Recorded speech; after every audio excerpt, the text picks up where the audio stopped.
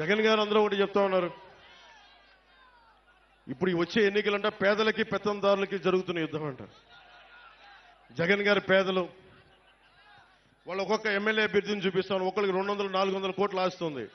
పాపం ఈ అభ్యర్థి అంతంత మాత్రమే, ఈ అభ్యర్థికి ఆస్తి అంతంత మాత్రమే. అంతంత అంటే ఎంతో మనకు అర్థం కావట్లేదు. ఆయన అంతంత ఎంతో మనకు తెలియట్లా. పాపం వాళ్ళ సాక్షి పేపర్ కూడా చాలా పేద పేపరు. వాళ్ళ భారతీయ సిమెంట్స్ కూడా చాలా పేద సిమెంట్ ఫ్యాక్టరీ. వాళ్ళ సజ్జల గారు కూడా చాలా పేద వ్యక్తి. వాళ్ళ మిథున్ రెడ్డి గారు ఈ రోజున 60 నియోజకవర్గాల్లో అడ్డగోలుగా దోచేసిన ఆస్తిని ఈ రోజున ఎలక్షన్లు ఖర్చు పెడతా ఉన్నారు. 20,000 కోట్ల దోచేసిన జగన్ గారు కూడా చాలా పేదవాడు. మనమే పెద్దదాన్ని. 600 కోట్ల రూపాయలు సిద్ధం బోర్డులకే ఖర్చు పెట్టిన జగన్ గారు కూడా పాపం నిజంగా పేదవాడు. జేపీ వెంచర్స్ మనకు తీరాల్లో మన గ్రామాల్లో ఉన్న ఇసుకని మట్టిని దోచేసిన జేపీ వెంచర్స్ కూడా జగన్ గారి బినామీ కంపెనీలు, అవి కూడా పేద కంపెనీలే.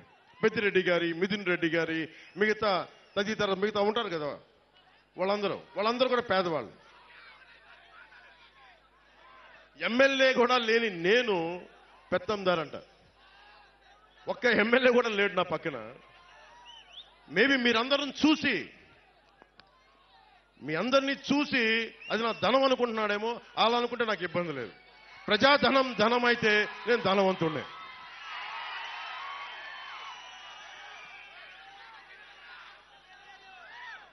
ఆయన 2, వైసీపీ పాలనలో అవినీతి లేదు. అవినీతి నిరోధక శాఖ టోల్ ఫ్రీ నెంబర్ ఇస్తే 4 సంవత్సరాల్లో 8 లక్షల కంప్లైంట్స్, ఫిర్యాదులు వెళ్ళినాయి. 2 లక్షలు ఫిర్యాదులు ఓన్లీ వారి మంత్రివర్గం సిబ్బంది మీదే. ఇంకో 4 లక్షలు వారి ఎమ్మెల్యేల మీద, ఎమ్మెల్సీల మీద. వీళ్ళందరూ అంట పాపం కూర్చోబెట్టి అవినీతి లేదంటే వీళ్ళు ఎవరి దగ్గర డబ్బులుండవు, ఎవరి దగ్గర అవినీతి లేదు. మరి అవినీతి లేకపోతే ఈ రోజున జగన్ని ఎందుకు ప్రజలందరూ వెనక్కి పంపించాలని చూస్తూ ఉన్నారు? మీరు ఆలోచించండి. జగన్ దగ్గర అవినీతి లేదని మీరు అందరూ అనుకుంటున్నారా? మీరు ఒకసారి ఆలోచించండి. జగన్ సత్యపురుషుడు. మీరు శ్రీపాద శ్రీవల్లభుడు వెలిసిన నేల ఇది, శక్తిపీఠం వెలిసిన నేల ఇది, పీఠికాపురం ఇది. ఈ నేల నుంచి మిమ్మల్ని అడుగుతున్నాను, జగన్ అవినీతి చేయలేదని మీరు గుండెల మీద వేసుకొని చెప్పగలరా? ఇక్కడ దొయ్యలేదని మీరు చెప్పగలరా?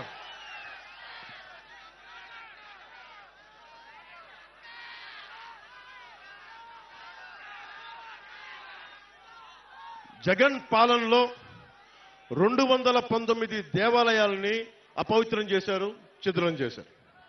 మొట్టమొదట స్టార్ట్ అయింది, మనం మర్చిపోకూడదు. అది పిఠాపురంలోనే మొదలైంది. ఆ రోజున కరోనా సమయంలో నేను ఒకటే పెద్ద ఎక్కువ మాట్లాడాలి. నేను ఎందుకు దేవాలయాల గురించి కానీ, మస్జిదుల గురించి కానీ, చర్చిల గురించి కానీ, సున్నితమైన అంశాలు ఇవి చాలా సున్నితంగా మాట్లాడతాను నేను. అది ఎందుకు మాట్లాడతానంటే తప్పు చేసిన వాడికి శిక్ష పడాలి. జగన్ 219 ఆలయాలు, వారి నాయకులు వస్తే ఒకటే అడగండి అమ్మా. వంగ గీత గారు వస్తే ఒకటే అడగండి. 219 ఆలయాలని ధ్వంసం చేశారు కదా, అపవిత్రం చేశారు కదా, ఎంతమంది దోషుల్ని పట్టుకున్నారని అడగండి. అలాగే మనకి పిఠాపురంలో ఇక్కడికి దేవాలయాలని, విగ్రహాలని అపవిత్రం చేస్తే ఆ దోషుల్ని ఎందుకు పట్టుకోలేదని కూడా అడగండి. మనకి కాకినాడలో శివాలయంలో ఈ మధ్యనే పూజారిని, వైసీపీ నాయకుడు అనుచరుడు, ఆ మాఫియా డాన్ అనుచరుడు శివాలయం పూజారిని, అర్చక సమాజాన్ని చొక్కా పట్టుకొని కొట్టారు. మొత్తం పాపం ఆ కండువా తీసుకొని చాలా ఇబ్బంది, భక్తులు చూస్తుండగా కొట్టారు. భీమవరంలో యజ్ఞోపవీతం తెంపేశారు. అంత అహంకారులు వీళ్ళు. పెత్తందారి అహంకారం అంటే ఇది పెత్తందారి అహంకారం. యజ్ఞోపవీతాన్ని తెంపేసే అహంకారులు వీళ్ళు పెత్తందారులు. ఎంత మతం, తలకి మతం ఎక్కకపోతే తప్ప ఇలాంటి పిచ్చి పనులు చేయరు వీళ్ళు. వీళ్ళ గద్దె దించాల్సిన సమయం ఆసనమే.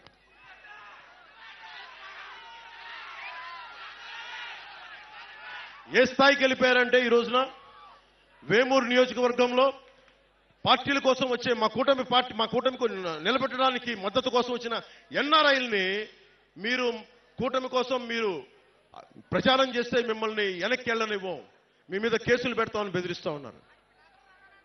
వాళ్ళు పిఠాపురం కాదు, ఆంధ్రాలో ఎక్కడికి వెళ్ళా రమ్మని చెప్దాం. తరిమి తరిమి కొడతాం ఇలాంటి పిచ్చి మాటలు మాట్లాడితే ఒక్కొక్కరు.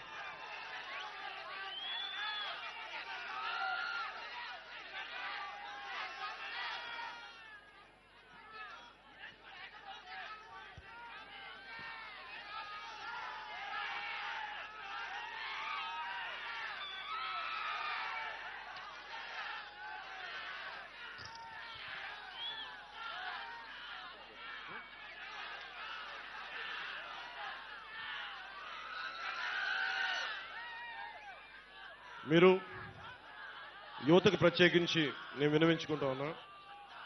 ఇప్పుడు కాకినాడ పోర్టు ఉంది. మీకైనా డబ్బులు కావాలంటే, సరదాగా డబ్బులు కావాలి మీ అందరికీ. లేదు, కాకినాడ పోర్టులో పాపం మనకి అరవిందో సంస్థ ఫ్యాక్టరీ 2 వాళ్ళయే. కాకినాడ పోర్టులు 2 వాళ్ళయే. ఒక కంపెనీకి ఒకటే ఇవ్వాలి, కానీ పాపం రూల్స్ తుంగలో తొక్కి 2 పోర్టులు వాళ్ళకే ఇచ్చారు. అక్కడి నుంచే అదే చెప్తున్నా, మాఫియా డాన్ గురించి మాట్లాడుతున్నా. మాఫియా డాన్ గురించి మనం గెలిచిన తర్వాత మాఫియా డాన్ ఇక్కడికి రమ్మని చెప్పి నేను మాట్లాడతాను. మాఫియా డాన్ని పిఠాపురంలో అడుగు పెట్టమని చెప్పి నేను వచ్చిన తర్వాత. పిఠాపురంకి రా.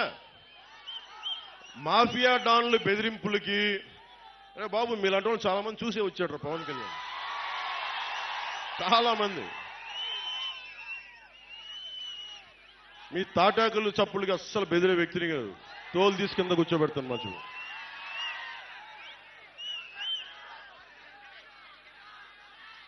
ముఖ్యంగా కాకినాడ సీపోర్ట్ ఏమైందంటే, అక్కడ పోర్టు అది ఒక డీజిల్ మాఫియాకి హబ్ అయిపోయింది. అది డ్రగ్స్ మాఫియాకి హబ్ అయిపోయింది. అక్రమ బియ్యం ఎగుమతికి హబ్ అయిపోయింది. ఇప్పుడు ఎలక్షన్ల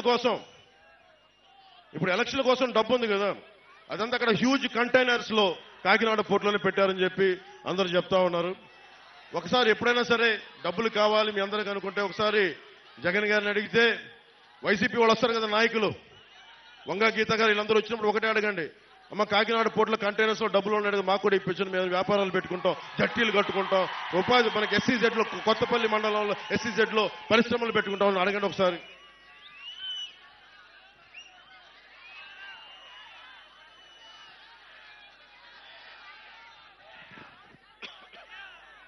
ముఖ్యంగా మత్స్యకార సోదరులకు చెప్తా ఉన్నా, ఈ మాఫియా డాన్ మిమ్మల్ని ఎలా తిట్టాడో మీరు మర్చిపోకండి.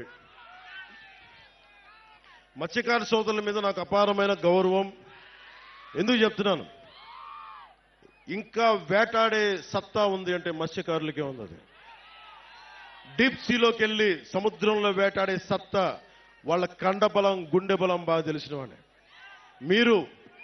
మిమ్మల్ని చేతుల నోరు దోలెక్కుపోయి మిమ్మల్ని తోలనాడిన వ్యక్తి ఈ మాఫియా డాన్. ఓటేసేటప్పుడు ఒకసారి ఆలోచించండి, ఈ మాఫియా డాన్కి వెయ్యాలా, మళ్ళీ తోలనాడిన వ్యక్తికి వెయ్యాలా లేదా అని ఒకసారి ఆలోచించుకోండి. లేదా మిమ్మల్ని గుండెల్లో పెట్టుకునే పవన్ కళ్యాణ్కి, జనసేనకి, టీడీపీ, బీజేపీ, జనసేన కూటమికి ఓటు వేయాలా అనేది ఒకసారి మీరు ఆలోచించుకోండి.